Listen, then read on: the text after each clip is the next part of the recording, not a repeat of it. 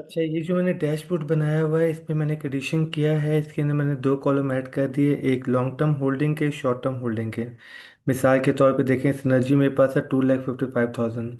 तो मैंने यहाँ पे मेंशन कर दिया है कि मैंने लॉन्ग टर्म के लिए 2 लाख लिए हुए हैं, तो ये ऑटोमेटिकली कैलकुलेट कर देगा कि 55,000 शॉर्ट टर्म के लिए है।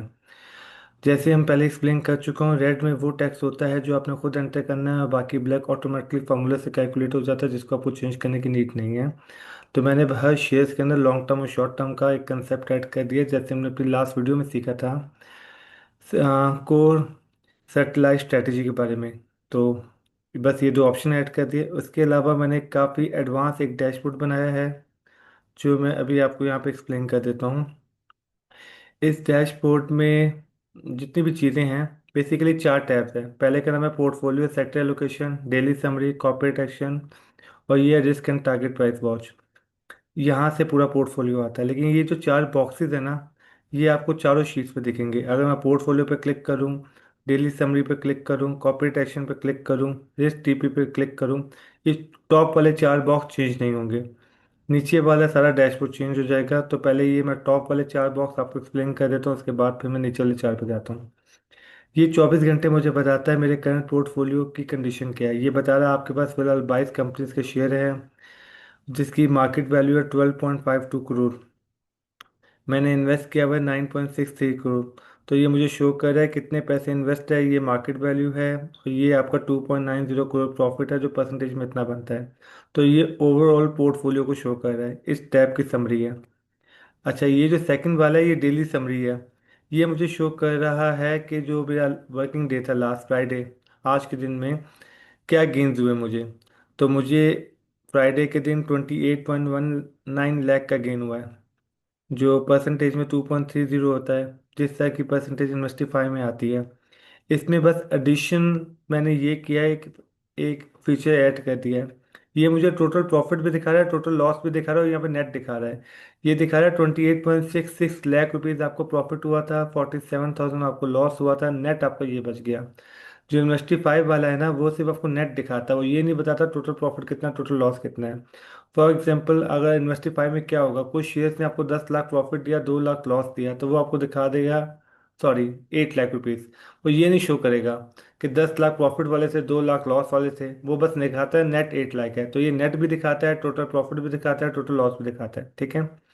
ये जो तीसरा है ना, ये मुझे शो करता है कि इस वक्त मैं किस सेक्टर में सबसे ज़्यादा इन्वेस्टेड हूँ।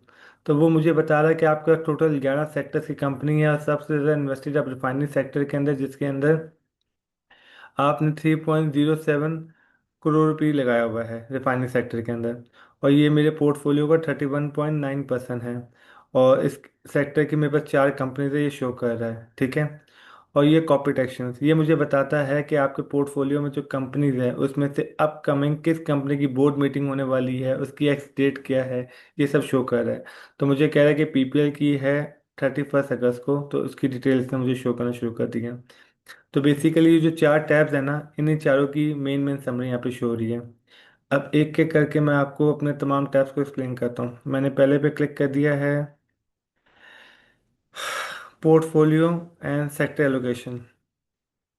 अब ये देखिएगा, पोर्टफोलियो एंड सेक्टर एलोकेशन, मुझे मेरा पूरा पोर्टफोलियो शो कर रहा है।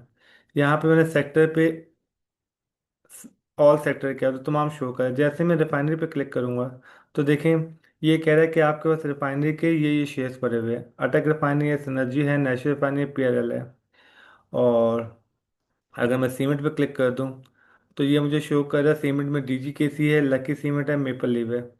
तो अगर मुझे पूरा पोर्टफोलियो देखना है, तो यहाँ पे मैं ऑल पे क्लिक कर दूंगा, ये मुझे पूरा पोर्टफोलियो दिखा रहा है। अच्छा, भी दिखाता है क्या क्या वो भी समझ लेते हैं। अटक रिफाइनरी को देख लेते हैं। अब ये कह रहे हैं अटक रिफाइनरी आपके पास है, इसका सेक्टर है रिफाइनरी। जैसे डीजी किसी का सीमेंट दिखा रहा है, एजीपी का दिखा रहा है फार्मास्यूटिकल। अटक रिफाइनरी में मुझे दूसरी बात दिखा रहा है होल्डिंग। एक काम करता हूँ, पहले मैं यहाँ पे रिफाइनरी कर देता हूँ, सिर्फ रिफाइनरी में कंपैरिजन भी हो जाएगा। जी। अब ये मुझे कह रहा है कि आपके पास 32,000 शेयर है अटक रिफाइनरी के, 30,000 लॉन्ग टर्म के लिए, 2,000 शॉर्ट टर्म के लिए।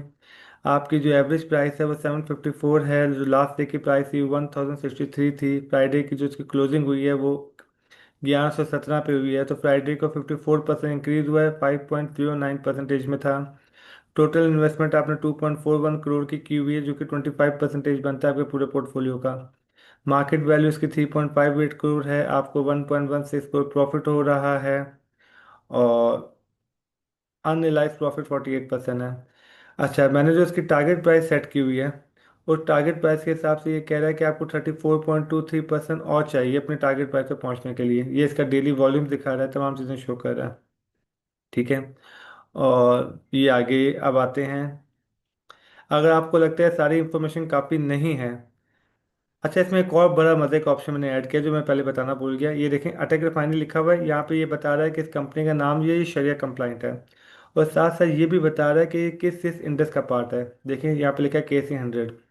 बता रहा है अटक रिफाइनरी KC 100 में भी है, KMI 30 में भी है, मेजान 30 में भी है, MZNPI में भी है, और JS मोमेंटम के इंडेक्स में भी है।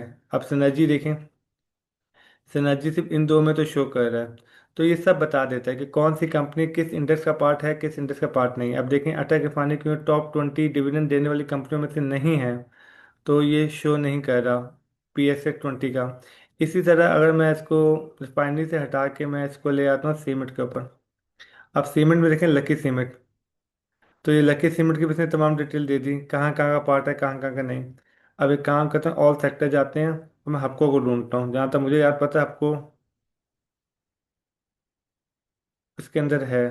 ये देखें, हफ्को आ गया। और देखें, हफ्को में इसने PX डिविडेंड 20 भी लिख दिया है कि ये टॉप 20 डिविडेंड देने वाली कंपनियों में से भी है। तो आप किसी भी कंपनी का नाम डाल के उसको यहाँ पे सर्च कर सकते हैं। वापस इसे बंद कर देते हैं और तमाम कंपनीज पे आ जाते हैं। अब यहाँ पे मैं डालता हूँ NRL।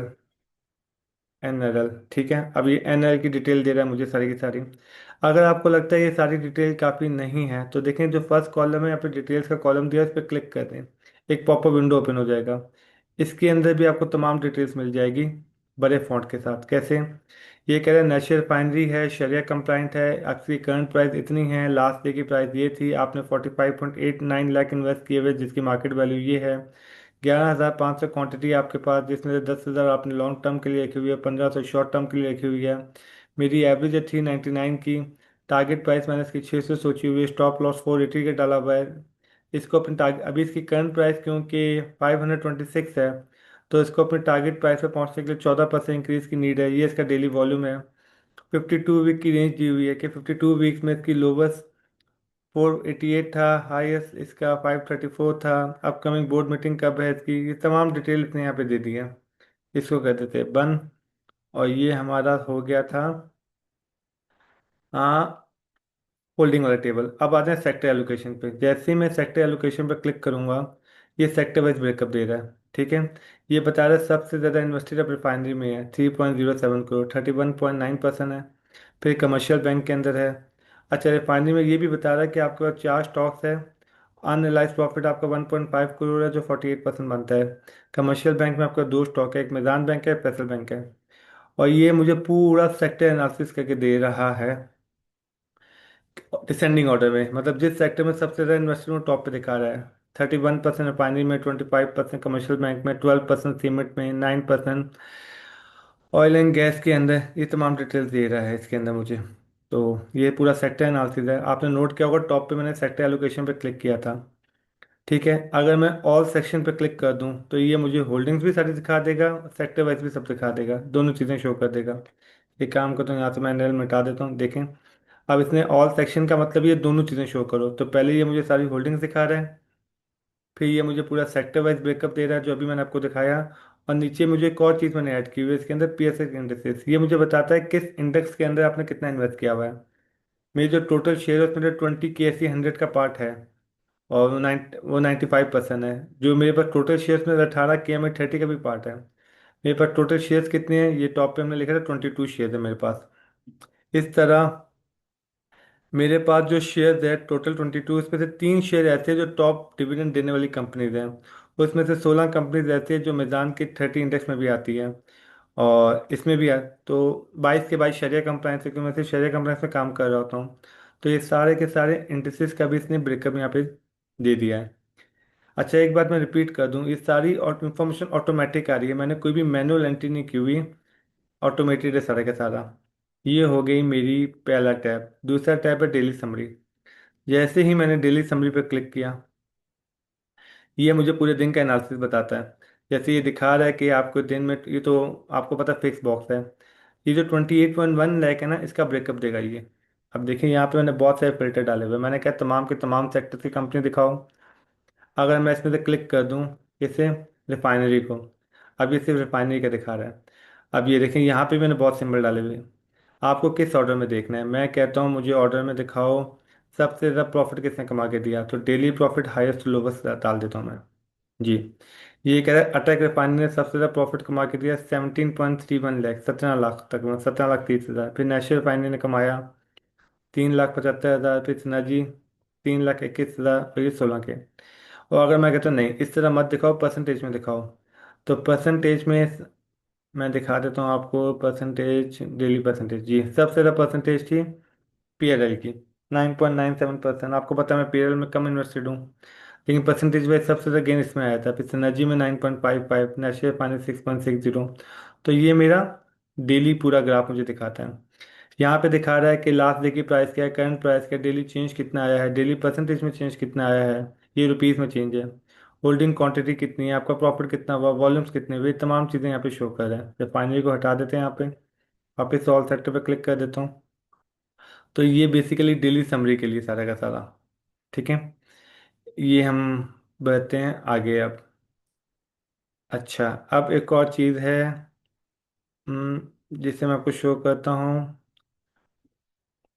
चलें इसको बाद पे देखते हैं। और इससे पहले मैं टैब नंबर 3 दिखा दूँ, ये है कॉर्पोरेट एक्शंस। ये मुझे बता, देखिए इसमें ऑल इवेंट लिखा हुआ है। अगर मैं बोर्ड मीटिंग्स पर क्लिक कर दूंगा तो ये मुझे दिखाएगा अपकमिंग बोर्ड मीटिंग्स कौन सी है। अगर मैं एक्स डेट पर क्लिक करूंगा तो मुझे बताएगा मेरे पोर्टफोलियो में जो शेयर्स है वो कब एक्स होने वाले हैं। देखें ये एक्स डेट भी दिखा रहा है, उनकी डिविडेंड की परसेंटेज भी दिखा रहा है, कम्युलेटिव ईपीएस भी दिखा रहा है। जैसे देखिए मारी की कम्युलेटिव ईपीएस मुझे दिखा रहा है 72.52। कम्युलेटिव आपको पता है एले क्यों कहते हैं। अब मैं पीएसएक्स की वेबसाइट पर जाता हूँ। यहाँ पे देखें मारी मैंने खोला हुआ है, इसकी कम्युलेटिव ईपीएस 72.52 ही दी हुई है। तो बेसिकली ये पीएसएक्स के डेटाबेस से ही उठा रहा है, कहीं और से नहीं ले रहा।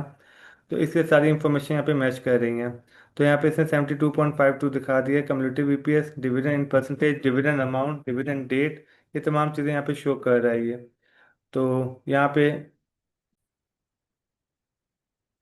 तो बेसिकली ये मुझे फंडामेंटल्स बता देता है, ईपीएस कितना है, डिविडेंड परसेंटेज क्या है। अगर इसी तरह मैं क्लिक कर दूँ ऑल इवेंट्स के ऊपर, अब देखें अनाउंसमेंट है, डिविडेंड है, बोर्ड मीटिंग्स के बारे में बताता है। मैं बोर्ड मीटिंग में क्लिक कर दूंगा तो मुझे बता रहा है पीपीआई की बोर्ड मीटिंग आने वाली है 31 तारीख के ऊपर। तो ये तमाम चीज़ें शो कर देता है। ऑल इवेंट्स पे क्लिक कर दूंगा तो जाहिर बात है मुझे सब कुछ शो कर देगा ये। अब मूव करते हैं risk and target price watch के ऊपर, इस पर क्लिक कर दिया। जी, अब ये मुझे दिखा रहा है कि आपके पास 5 कंपनीज है जिनका स्टॉप लॉस हिट हो गया, 17 कंपनी है जिनको अपना होल्ड करना है। ये तमाम डिटेल्स मुझे यहाँ पे दे रहा है।